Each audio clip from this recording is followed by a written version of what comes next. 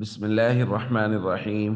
عن عبد الله بن مسعود رضي الله تعالى عنه قال قال رسول الله صلى الله تعالى عليه وسلم: من قرأ حرفا من كتاب الله فله به حسنة والحسنة بعشر أمثالها لا أقول ألف لام ميم حرف ولكن ألف حرف ولام حرف وميم حرف.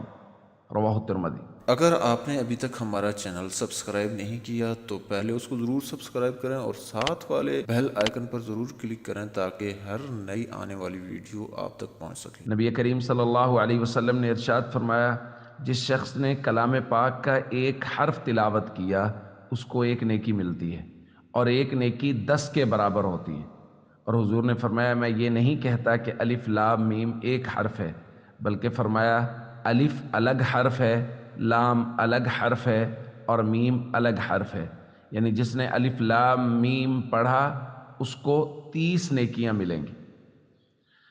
دوستو، قرآن کریم کی تلاوت کرنا بہت بڑا کار ثواب ہے اور ہر حرف کے بدلے اللہ تعالیٰ 10 نیکیاں عنایت فرماتے ہیں۔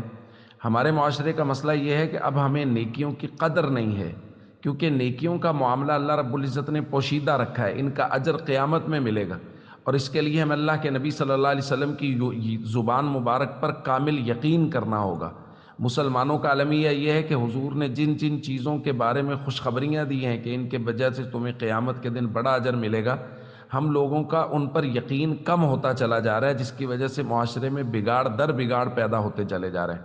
اس لیے قرآن کریم کی تلاوت کو معمول بنائیں اور یہ سوچ کے معمول بنائیں کہ اس کے بدلے میں قیامت میں ہمیں بہت بڑا اجر ملنے والا ہے، اور حضور علیہ الصلاۃ والسلام کے فرمان کے مطابق ایک ایک نیکی قیامت کے دن بہت قیمتی ہوگی، اور یہاں ایک حرف کے بدلے میں 10 نیکیاں مل رہی ہیں۔